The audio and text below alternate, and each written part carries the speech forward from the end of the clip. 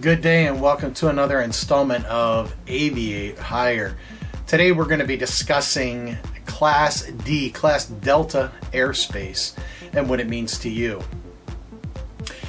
We have a few different places where we can look for information. First, we're going to look in 14 CFR 91-129, operations in Class D airspace. We'll also be looking at the AIM portion 3-2-5, and finally we'll be looking in the Pilot's Handbook of Aeronautical Knowledge. So let's get started. First off, in CFR 91-129, it talks about operations in Class D airspace. Unless otherwise authorized or required by the ATC facility having jurisdiction over the Class D airspace area, each person operating an aircraft in Class D airspace must comply with the applicable provisions of this section. In addition, each person must comply with 91-126, which is operating on or in the vicinity of an airport in Class G airspace, and 91-127, which states operating on or in the vicinity of an airport in Class Echo airspace. For the purpose of this section, the primary airport is the airport for which the Class D airspace is designated. A satellite airport is a satellite airport is any other airport within the Class D airspace area. Deviations in Class D airspace. Deviations. An operator may deviate from any provision of this section under the provisions of an ATC authorization issued by the ATC facility having jurisdiction over the airspace concerned. ATC may authorize the deviation on a continuing basis or for an individual flight as appropriate. Communications. Each person operating an aircraft in Class D, Class Delta airspace must meet the following two-way radio communication requirements. So right here, once again, John and Martha King, thanks a lot. When we think of Class D airspace, we want to think dialogue. So Class D, dialogue. Keep it simple. Easy way to remember it. So communications. 1. Arrival or through flight. Each person must establish two-way radio communications with the ATC facility, including foreign ATC in the case of foreign airspace designated in the United States, providing air traffic services prior to entering that airspace, and therefore maintain those communications while within that airspace. Departing flight. From the primary airport or satellite airport with an operating control tower must establish and maintain two-way radio communications with the control tower and thereafter as instructed by ATC while operating in the Class D airspace area. And we have these throughout the country. There's not a lot, but there are smaller airports inside of the Class D airspace. From a satellite airport without an operating control tower, so let's say it's in the middle of the night and the tower is closed. That's what we're talking about here. The tower being at the primary airport, and we're talking about a satellite airport within Class D airspace. That is not the control tower airport. So from a satellite airport without an operating control tower must establish and maintain two-way radio communication with the ATC facility having jurisdiction over the Class D airspace area as soon as practicable after departing. Communication failures. What happens if you want to fly in, around, out, ingress, egress, but your radios have failed? Well, let's find out. Communications failure. Each person who operates an aircraft in the Class D airspace area must maintain two-way radio communications with the ATC facility having jurisdiction over that area. If the aircraft radio fails in flight under IFR, Instrument Flight Rules, the pilot must comply with 91-185, which says the IFR operations two-way radio communications failure section. Next, if the aircraft radio fails in flight under VFR, visual flight rules. That should be most of you out there. The pilot in command may operate that aircraft and land if weather conditions are at or above basic VFR minimums. What are basic VFR minimums? That's right, minimum 3 miles visibility and 1,000 feet. Visual contact with the tower is maintained and a clearance to land is received. Remember, we have light gun signals that we can utilize in this aspect if your radios are not working. Minimum altitudes when operating to an airport in Class D airspace. Unless required by the applicable distance from cloud criteria, each pilot operating a large or turbine-powered airplane must enter the traffic pattern at an altitude of at least 1,500 feet above the elevation of the airport and maintain at least 1,500 feet until further descent is required for a safe landing. That's for your larger aircraft.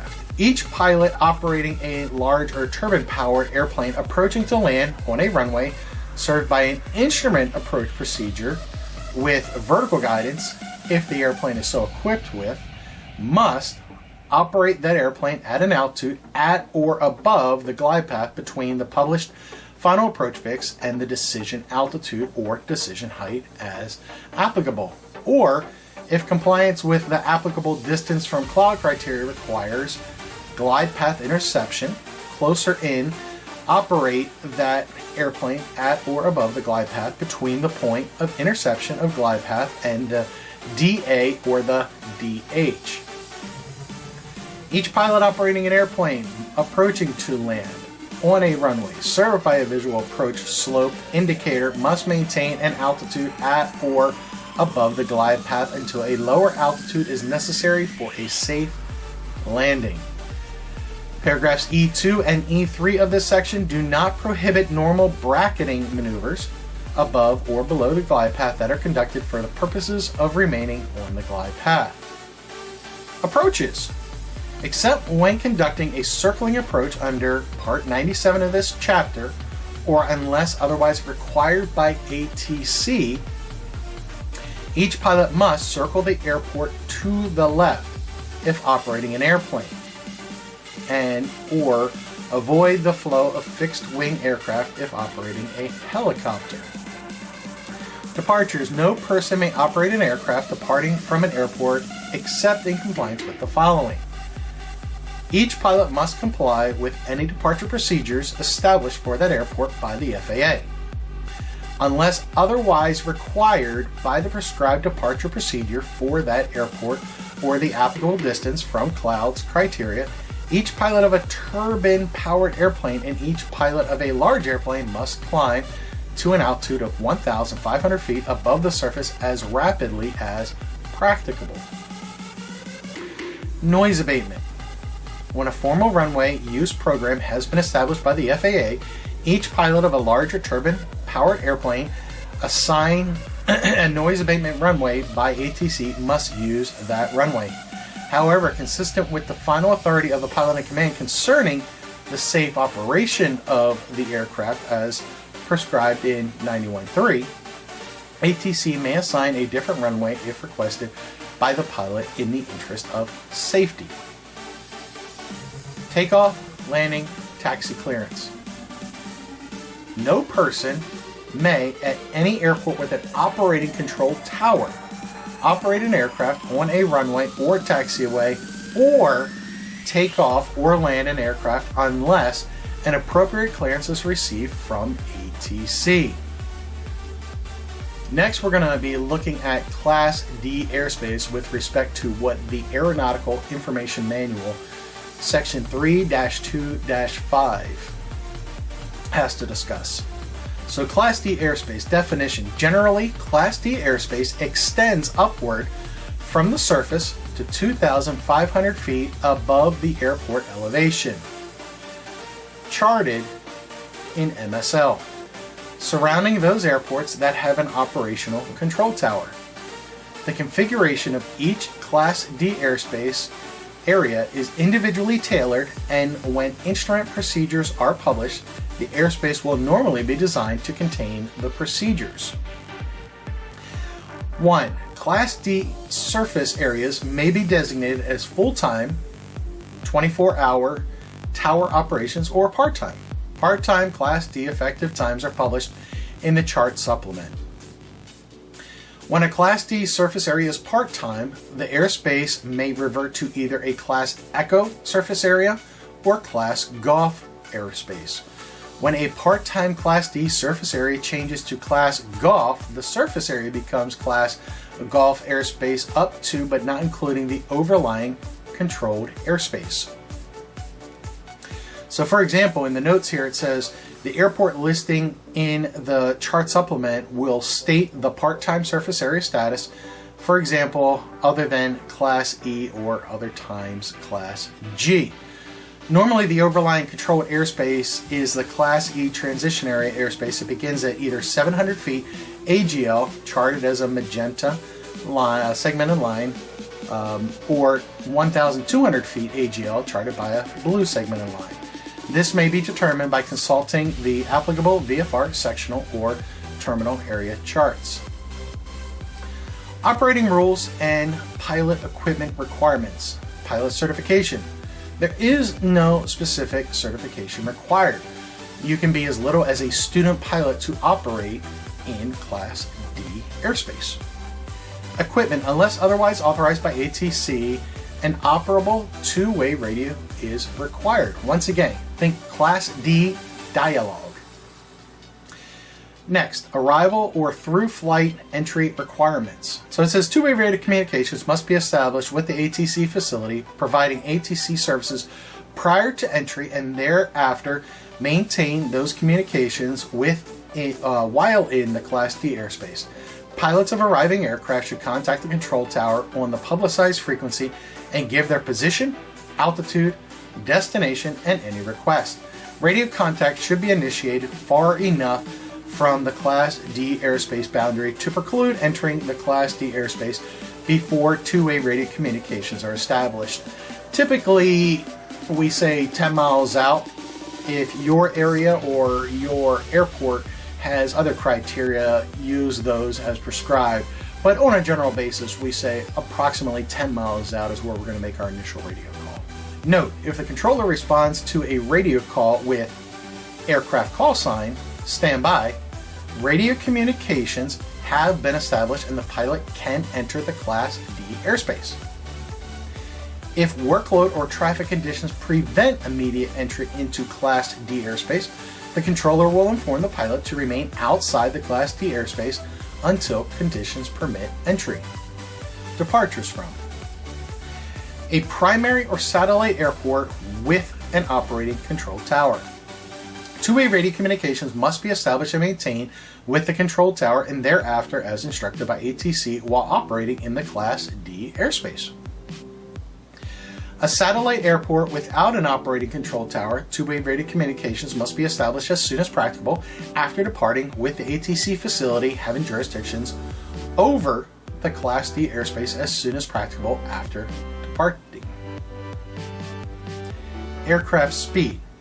Unless otherwise authorized or required by ATC, no person may operate an aircraft at or below 2,500 feet above the surface within 4 nautical miles of the primary airport of a Class D airspace at an indicated airspeed of more than 200 knots, 230 miles per hour. This is a small confusion here, and I'm going to stop for a moment and just discuss this. That does not mean the dimensions of Class D airport are 4 nautical miles up to 2,500 feet. This is the speed limit within the Class D airspace. The Class D airspace dimensions are as per the specific airport itself. So it could be 5 miles, 6 miles, 7 miles, it could be 4 miles, but it's as depicted for that particular airport. But the airspeeds area does not change. It's always within 4 nautical miles up to 2,500 feet above the ground. Once you're outside those parameters, then you can still be in Class Delta airspace and go up to, since you're under 10,000 feet, up to but not exceeding 250 knots. All right, let's continue on. Class D airspace areas are depicted on sectional and terminal charts with blue segmented lines, and on IFR en route lows with a boxed D. Surface area arrival extensions. Class D surface area arrival extensions for instrument approach procedures may be Class D or Class E airspace. As a general rule, if all extensions are 2 miles or less, they remain part of the Class D surface area.